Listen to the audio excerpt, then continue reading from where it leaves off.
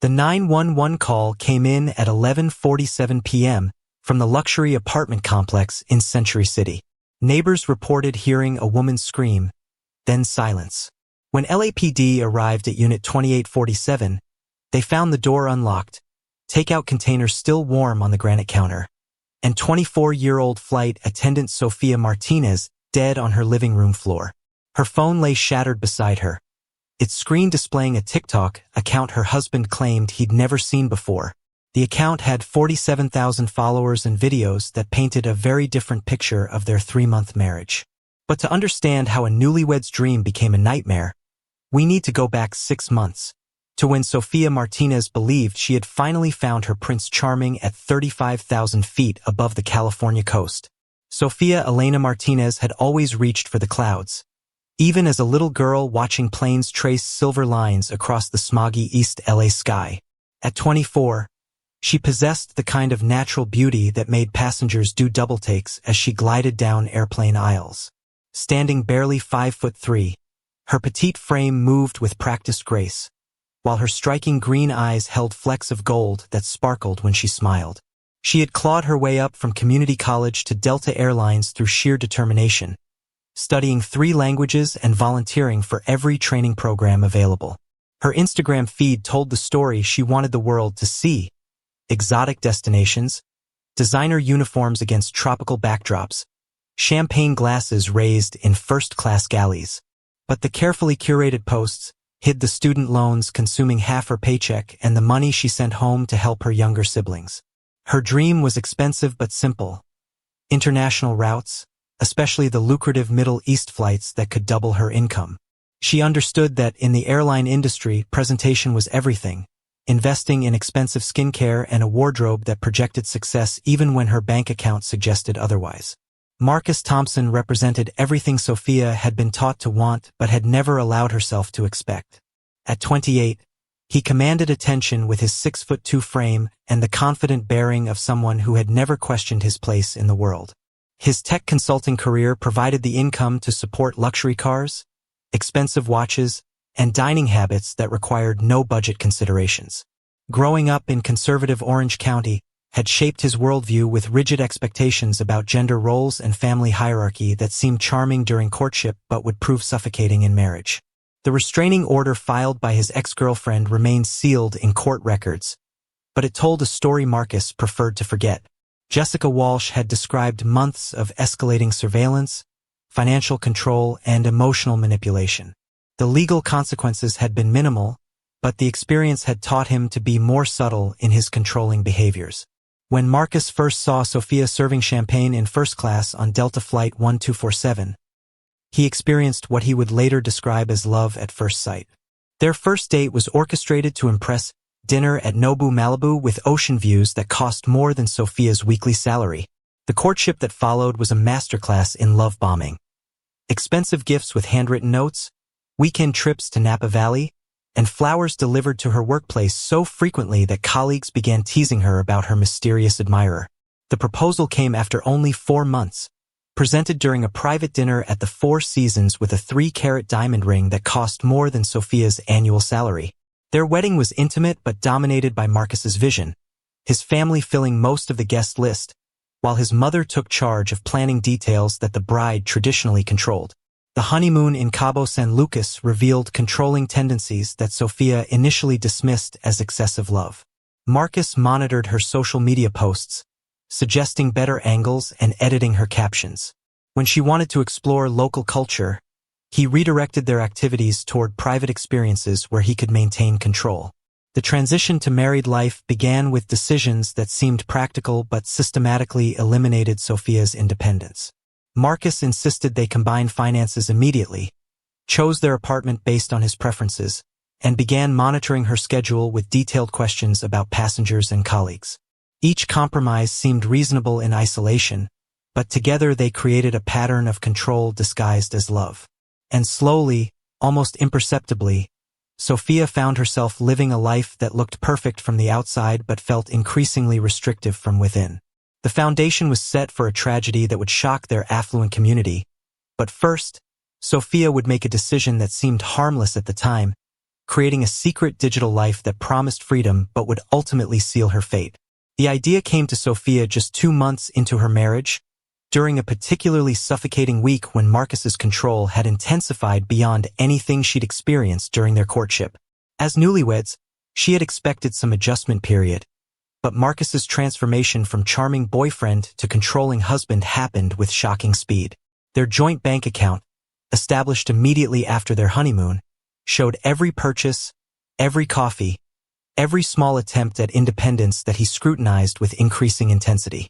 The expensive lifestyle Marcus demanded as his new wife, designer clothes for his business events where she was expected to look perfect, costly dinners with his colleagues who needed to see his successful marriage, the luxury apartment that served more as a display of his achievement than their home, consumed their combined income while her dreams of international routes grew more distant. Marriage had stripped away the financial independence she'd fought so hard to achieve, replacing it with an allowance mentality that made her feel more like an acquisition than a partner.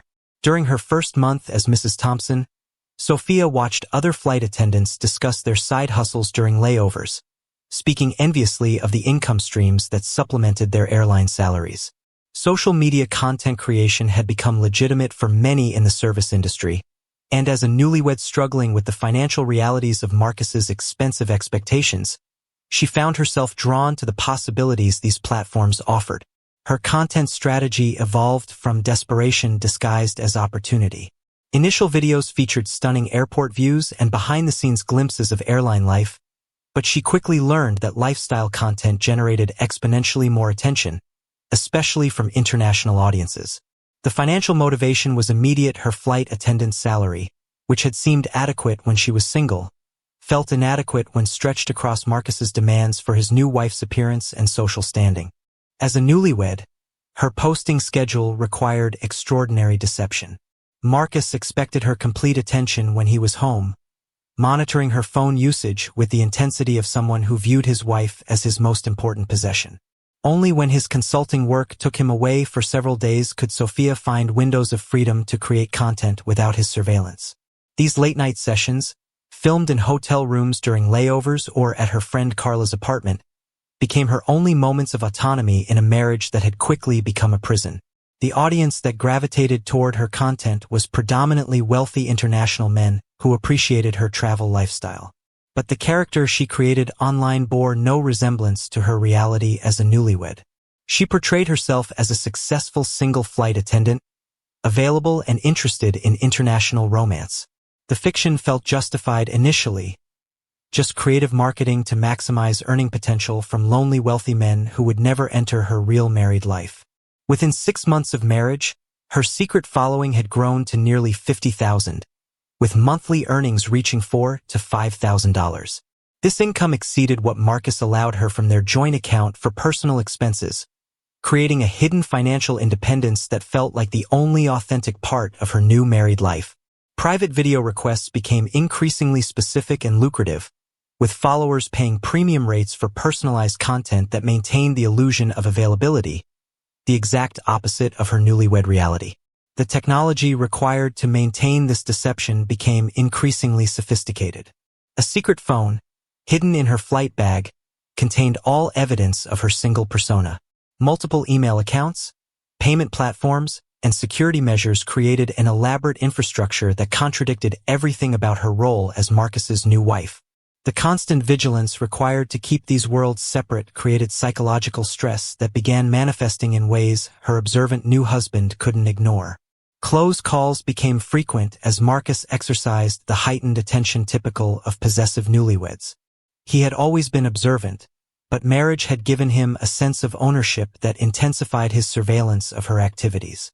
New clothes, expensive skincare products, and subtle changes in her confidence raised questions that she deflected with increasingly elaborate explanations about airline discounts and gifts from grateful passengers. Carla noticed the changes in her friend's first months of marriage with growing concern. Sophia had become secretive about her layover activities and increasingly anxious about her new husband's expectations. When questioned about expensive new items that seemed inconsistent with a newlywed's typical budget constraints, Sophia's explanations seemed rehearsed. Her isolation from their usual social circle coincided with Marcus's apparent preference for keeping his new wife focused entirely on their marriage. The psychological toll of maintaining such radically different identities, devoted newlywed wife versus available single woman, created constant stress that affected every interaction with Marcus. Guilt battled with desperation as she rationalized her online activities as necessary survival rather than betrayal. The elaborate fiction required constant mental energy, while the fear of discovery by her controlling new husband created hypervigilance that exhausted her emotionally.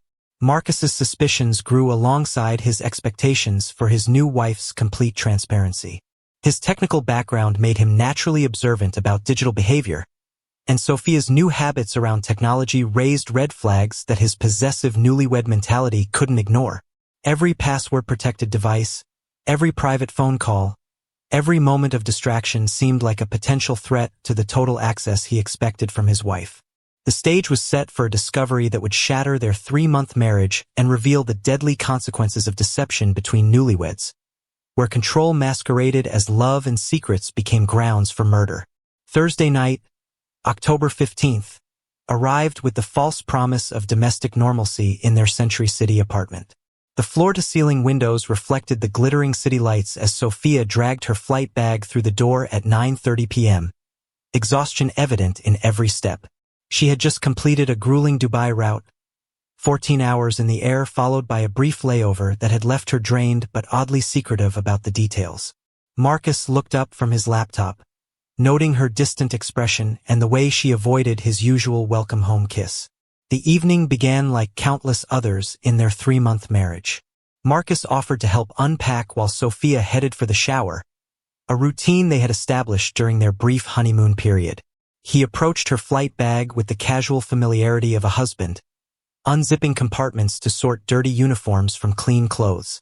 The domestic scene appeared perfectly normal, a caring spouse helping his tired wife settle in after international travel. The hidden compartment in her flight bag had been carefully designed to avoid detection during routine security checks and casual inspections. But as Marcus lifted the bag to empty it completely, the false bottom shifted slightly, and a phone he had never seen before tumbled onto their marble floor with a sharp crack that seemed to echo through the apartment like a gunshot. Marcus stared at the device for several seconds, his mind struggling to process this discovery. The phone was newer than Sophia's regular device, sleeker, and clearly expensive. His technical background made him naturally curious about electronics, and something about finding a hidden phone in his wife's luggage triggered every controlling instinct he possessed. He picked it up just as Sophia emerged from the bathroom, her wet hair wrapped in a towel. The moment she saw the phone in his hands, every drop of color drained from her face. Her immediate panic was unmistakable, the wide-eyed terror of someone whose deepest secret had just been exposed. She lunged forward, desperately trying to grab the device while water droplets from her hair scattered across their expensive rug. "That's not mine," she stammered, but her obvious desperation contradicted every word. Marcus stepped backward, holding the phone away from her reaching hands. His voice carried the dangerous calm that preceded his worst outbursts. "Then why was it hidden in your bag, Sophia? Why are you acting like your life depends on getting it back?" The device was still locked, but notification previews showed messages in multiple languages and platform alerts that suggested significant activity. The screen unlocked with Sophia's face recognition before she could stop it, revealing a social media profile that made Marcus's world tilt on its axis.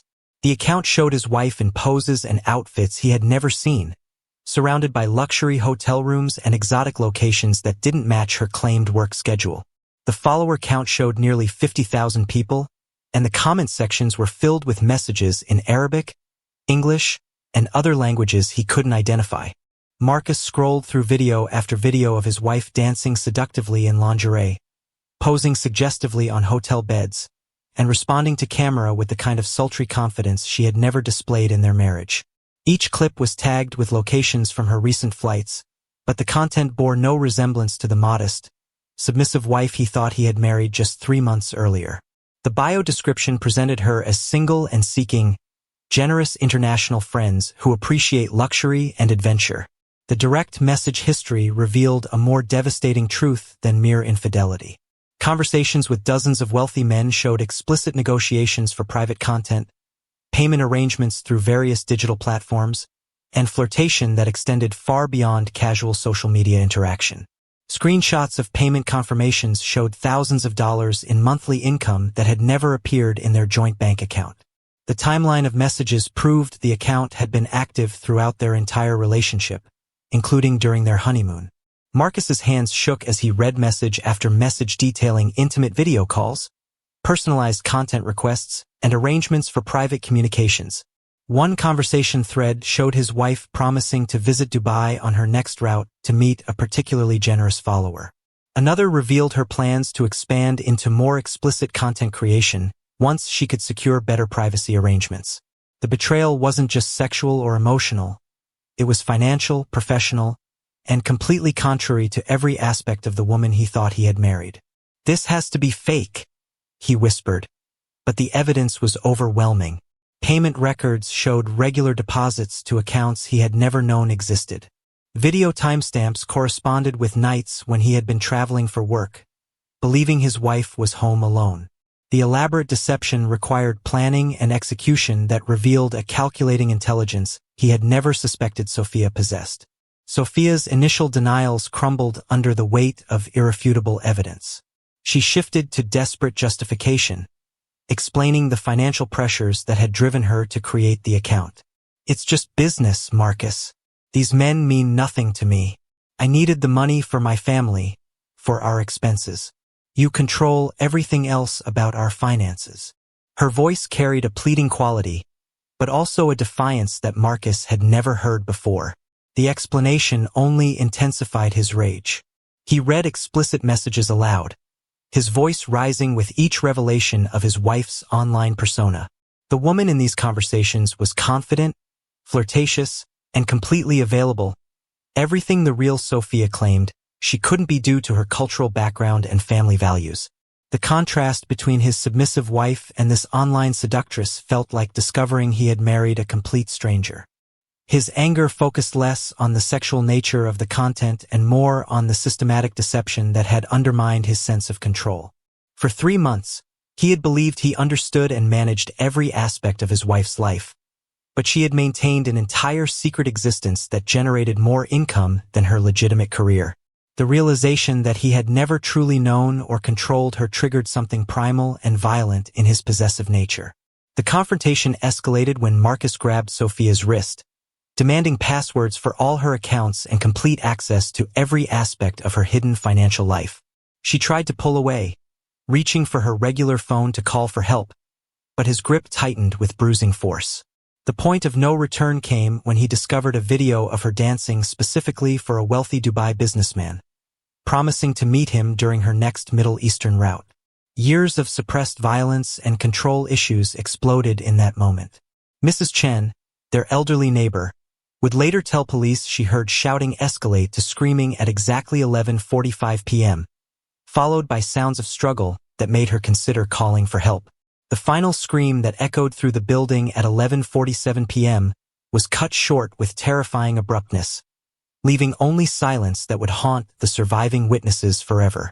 Mrs. Chen's arthritic hands trembled as she dialed 911 at 11:49 p.m., 2 minutes after the screaming from apartment 2847 had stopped with chilling finality. There was fighting, then a woman screamed, and now nothing, she told the dispatcher in accented English, her voice shaking with the certainty that something terrible had happened to the young newlywed next door. The silence that followed felt more ominous than the violence that had preceded it. LAPD units arrived at the Century City complex within 6 minutes, finding the building's elegant lobby buzzing with residents who had emerged from their apartments to discuss the disturbance. The officers noted that Unit 2847's door stood slightly ajar, unusual for a building where security and privacy were paramount concerns. The apartment's interior told the story of violence disguised as domestic normalcy: overturned furniture, scattered papers, and takeout containers still warm on the granite counter, suggesting the evening had begun peacefully.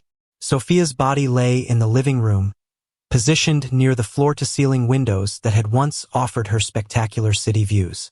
The coroner would later determine that blunt force trauma had caused her death, with defensive wounds on her hands indicating she had fought desperately for her life. Shattered remains of 2 phones lay scattered across the marble floor, along with printed screenshots of social media conversations that painted a picture of the secret life that had triggered the fatal confrontation. The most telling evidence was Marcus's complete absence. His Tesla was gone from the building's parking garage, and neighbors reported seeing him loading a suitcase into his car around midnight while Sophia's body grew cold upstairs. Security cameras had mysteriously malfunctioned during the crucial time frame, but witness accounts provided a timeline that painted Marcus as the obvious perpetrator who had fled immediately after committing murder. Detective Sarah Walsh arrived at the crime scene with 20 years of experience investigating domestic violence cases that too often ended in tragedy. Her specialization in intimate partner homicides made her particularly suited to understand the patterns of control and escalation that characterized these crimes. The evidence she encountered in apartment 2847 was unfortunately familiar. A controlling husband's discovery of his wife's independence had triggered violence that escalated beyond any rational response. The digital forensics team worked methodically to recover data from the destroyed phones, revealing the social media account that had cost Sophia her life. The platform's cooperation provided complete message histories, payment records, and interaction data that documented her secret online activities. The contrast between her public marriage and private digital life created a compelling narrative of a young woman seeking financial independence through means her controlling husband could never accept. Financial investigators traced payment streams from international followers back to hidden accounts that Sophia had maintained outside Marcus's oversight.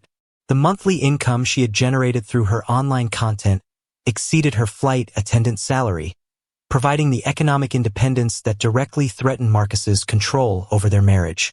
Bank records showed that she had begun moving money to accounts he couldn't access, suggesting she may have been planning to leave him. Marcus's background check revealed patterns that should have predicted this tragic outcome. The sealed restraining order from his previous relationship told a story of escalating control and violence that had been dismissed too lightly by both the legal system and his social circle.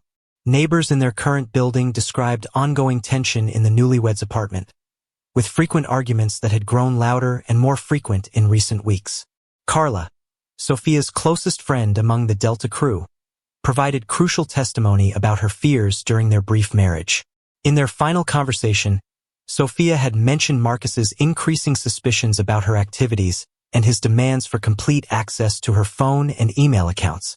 She had seemed frightened by his possessiveness but unsure how to escape a marriage that had become a prison. The manhunt for Marcus Thompson began immediately, with a bolo alert distributed across Southern California law enforcement agencies. His distinctive Tesla and clean-cut appearance made him relatively easy to identify, but his head start and obvious planning suggested he had prepared for this possibility. Cell phone data traced his movements south toward the Mexican border, while credit card usage painted a picture of someone with enough cash and preparation to remain hidden for extended periods. His mother, Patricia Thompson, claimed complete ignorance of her son's whereabouts when detectives contacted her, but her defensive responses suggested knowledge she wasn't sharing.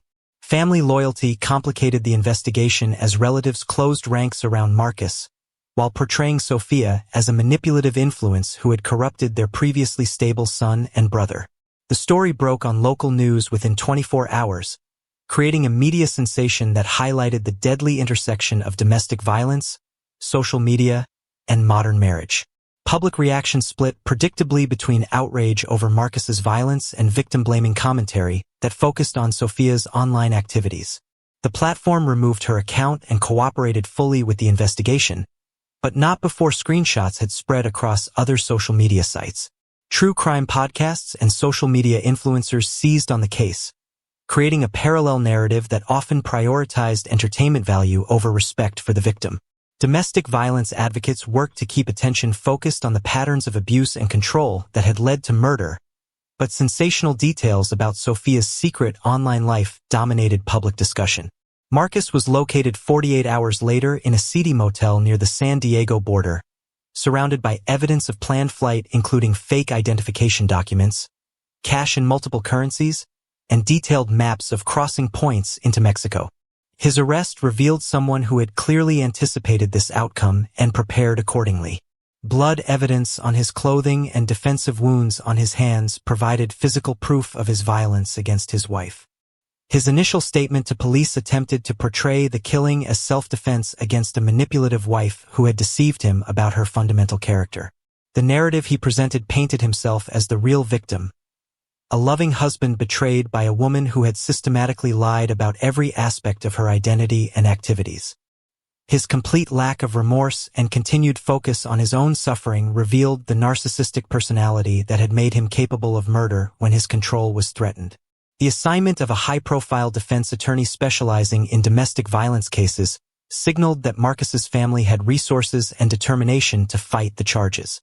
The legal strategy would clearly focus on portraying Sophia's online activities as justification for his violent response, perpetuating the dangerous myth that victims bear responsibility for their abusers' choices.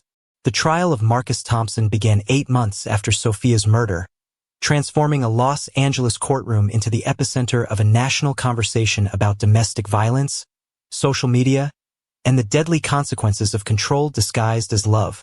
Prosecutor Angela Rodriguez built her case around the systematic pattern of abuse that had escalated to murder, emphasizing that Marcus's violence was premeditated and rooted in his inability to accept his wife's independence.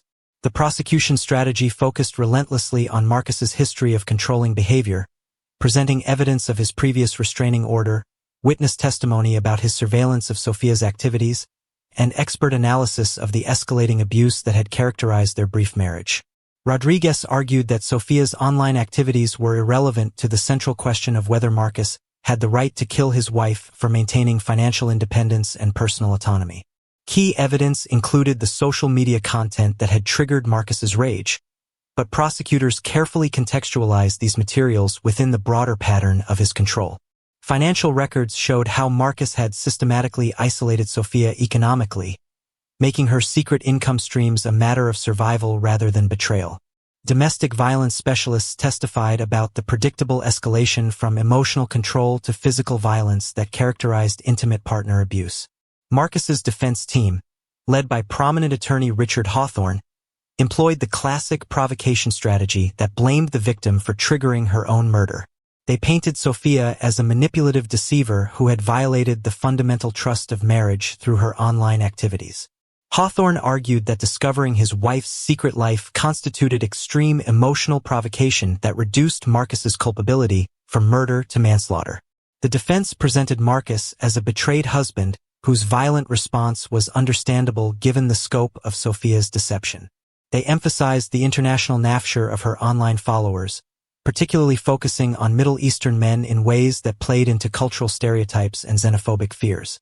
Character witnesses described Marcus as a previously stable man who had been driven to desperation by his wife's systematic lies about her identity and activities.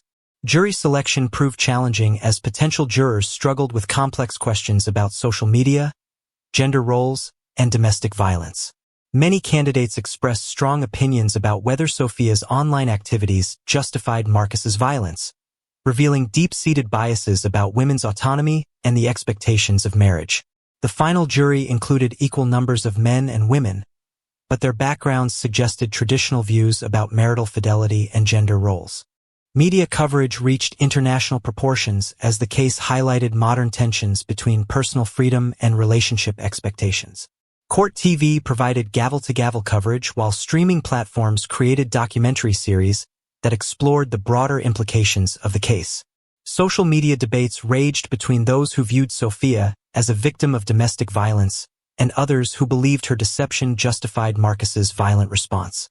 Witness testimony painted a devastating picture of Marcus's controlling behavior throughout their relationship. Carla's emotional testimony about Sophia's increasing fear and isolation brought several jurors to tears. Neighbors described the escalating arguments that had culminated in murder, while family members revealed Sophia's growing desperation about her marriage in the weeks before her death.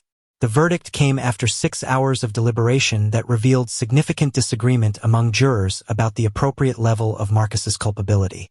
The final conviction for second-degree murder represented a compromise between those who wanted first-degree murder charges and others who believed the provocation argument merited manslaughter. The decision suggested that while jurors rejected the defense's complete justification of violence, They accepted that Sophia's deception had played a role in triggering the fatal confrontation. Judge Patricia Monroe sentenced Marcus to 25 years to life, delivering a powerful statement about the domestic violence epidemic that claimed thousands of women's lives annually.